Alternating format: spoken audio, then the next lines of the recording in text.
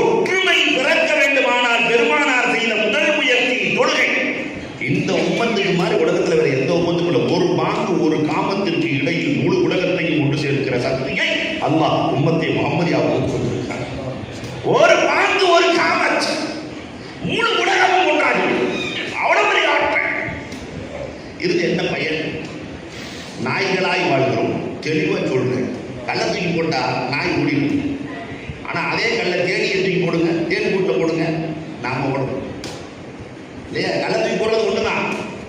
நாயிட்ட போட்டா நாய் ஓடும், தேன் கூட்டுல போட்டா நாயை விட பெருசா தேன் கூடு. சின்ன தேனீக்கள் ஒற்றுமை ஒற்றுமை எல்லாம் நடக்கிறது.